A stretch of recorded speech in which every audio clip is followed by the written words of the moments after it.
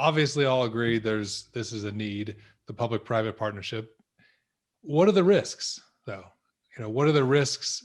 We can't, we'd be negligent if we didn't think about both sides of it, both from a service provider and, we're all taxpayers, right?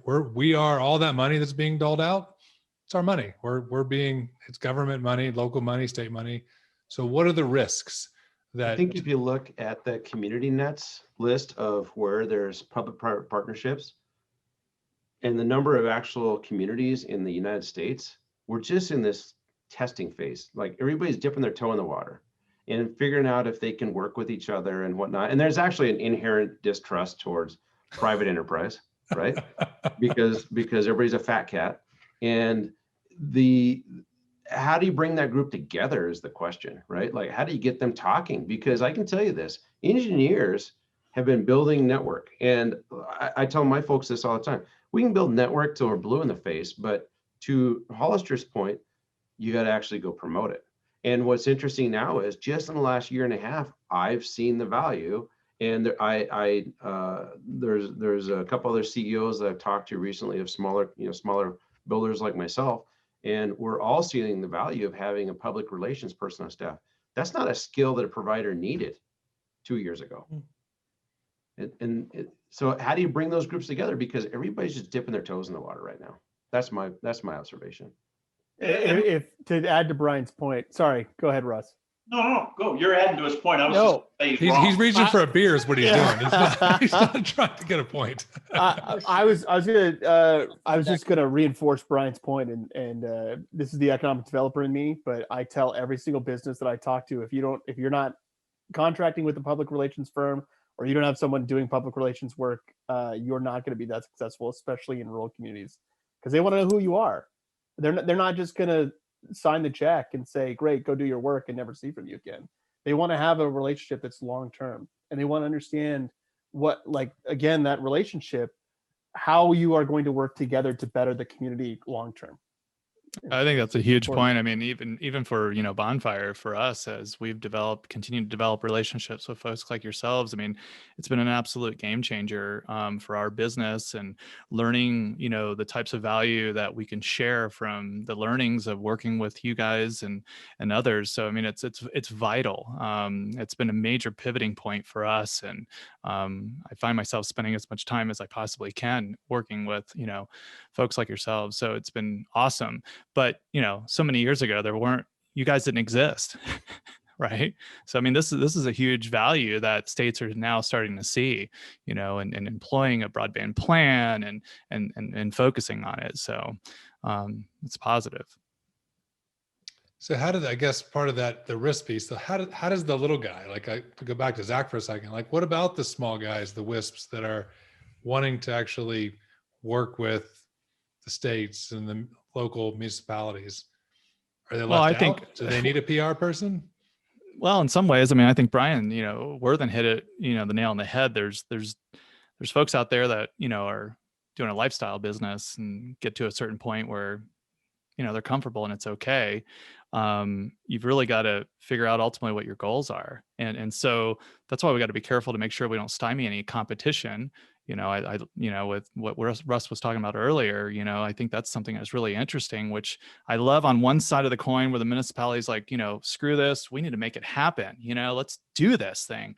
I love that, but I really worry about, then crushing, the small guy that may be, may have such an opportunity, but immediately is smoked. Right. It's interesting, Brian. So I have a small WISP in a rural community, and the CEO of the I don't know when they sleep, so maybe that's part of it, right? If you're gonna do this, you can't sleep at all. You just have to work all the time. Right. This is why that's part of owning your own business. Right? It's not. But he's part of the the local economic development council. He's heavily involved. He talks to all the legislators, talks to the senators in the area. So, I mean, to add a caveat to my point earlier, it's like you don't necessarily have to pay someone to do it.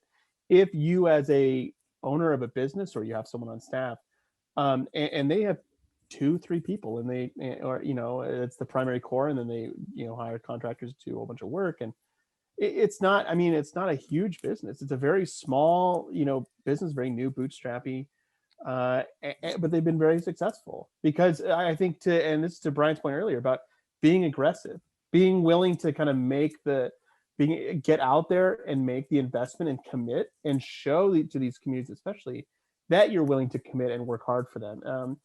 Especially in areas where they haven't seen investment for a long time, to actually see something happen is a huge deal. That's your risk, Eric. Therein lies the risk that Nick was talking about.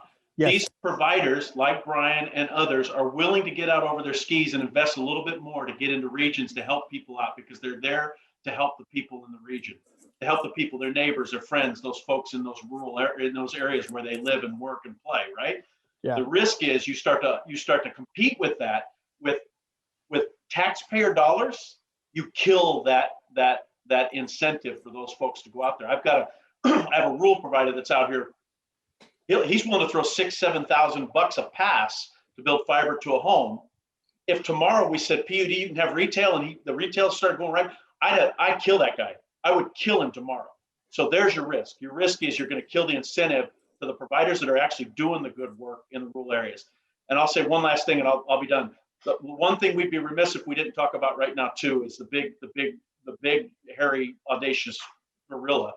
That's digital equity and inclusion. So when we start to talk about whether or not we can build it, whether or not we can advertise it, it's whether or not people can afford it. That's another big thing. We can build fiber all day long to these deep rural areas and to these reservations and to these areas where economically people are hurting. But then it's going to be adoption. And are we going to be responsible also to help those folks have access to what's a vital resource for their future, right? So we have to talk about the affordability, the skills, the tools, all that kind of stuff, all in the same package. So lots of things to talk about here. We touched on a bunch here, but this is cool. But the risk, really, I think, in my opinion, is we kill the incentive for the entrepreneur to go out and do the good work that they're doing. Not just the incentive, the spirit. The spirit. Yes. Right? Yes. Yeah. Exactly. Well, it's like we talked about a minute ago, Russ, with some of the funds now overlapping each other and canceling out potentially even initiatives, right, that took years to build momentum. So it's like, it's scary in some aspects, right? Where you're like, it takes a village, of course, to make some of this happen. And then now we have competing programs, at the federal level that aren't talking to each other. And then folks like yourselves are much closer to your communities and knowing really what you need. And then now, RDOF and other things are stopping that. So there's risk all over the place, Nick. I mean, it's risk of investment. It's risk of thinking, you've got a partner one day and next thing you know, you've got a competitor. There's a lot of risk, right? And so the beautiful thing is everyone needs this, and that's why we're all in this business. But there's still a lot of risk out there to be considered. I think there's a physics risk as well, gentlemen, because when you look at a program like RDOF, it's different than CAF, because in RDOF, he or she who can bring gigabit will win. Everybody else has been eliminated. So 25.3, 25.1, whatever it is, forget it. If there's a gigabit provider there, great. And to Brian W.'s point, it's a tier one carrier may not have the same spirit or grassroots. I'm going to pick my community up and I'm going to deliver this internet access to them. They may not have the chops to bid on an RDOF fund, and physics wise, they may have all sorts of foliage or no rights of way as far as construction to bring fiber to the home. And those that can bring gigabit or satellite that can come in and deliver a better service than they can, they're going to be eliminated. And then also to Russ, excellent point, brother.